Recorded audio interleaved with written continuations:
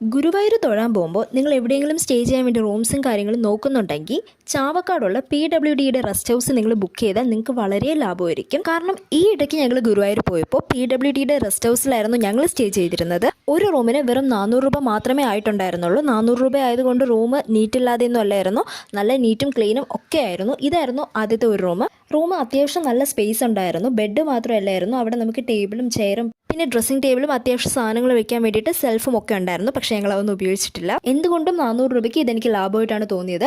ഇതായിരുന്നു ഒരു ബാത്റൂം ആയിരുന്നാൽ പോലും നല്ല നീറ്റും കാര്യങ്ങളൊക്കെ ആയിരുന്നു. വാഷ് ബേസ് ഒക്കെ ഉണ്ടായിരുന്നു. ഇതാണ് രണ്ടാമത്തെ മുറി. ഇവിടെ ആയിരുന്നാലും കണ്ടു അത്യാവശ്യം നല്ല സ്പേസും കാര്യങ്ങളും എല്ലാം ഉണ്ട്. പക്ഷേ ഇവിടെ സെൽഫ് മാത്രമല്ല, ബാക്കിയെല്ലാം അവിടുത്തെ പോലെ തന്നെയാണ്. ഇവിടെ വെട്ടം കുറവായിട്ട് തോന്നുന്നത് ഞങ്ങൾ ലൈറ്റ് ഓൺ ആക്കാതെ വീഡിയോ എടുത്തുകൊണ്ടാണ്. ഞങ്ങൾ ഓൺലൈനിലൂടെ ആയിരുന്നു റൂം ബുക്ക് ചെയ്തതും പേയ്മെന്റ് പേ ചെയ്തതല്ല. അപ്പോൾ ഇനി ഗുരുവായൂർ പോകുമ്പോൾ റൂമൊക്കെ ബഡ്ജറ്റ് ആയിട്ട് നോക്കുന്നവരാണ് നിങ്ങളുമെങ്കിൽ PWDയുടെ റെസ്റ്റ് ഹൗസ് നിങ്ങൾക്ക് വളരെ യൂസ്ഫുൾ ആയിരിക്കും. അപ്പോൾ ഇന്നത്തെ വീഡിയോ ഇത്രയേ ഉള്ളൂ. മറ്റൊരു വീഡിയോ ഇരുന്നേരം ബൈ.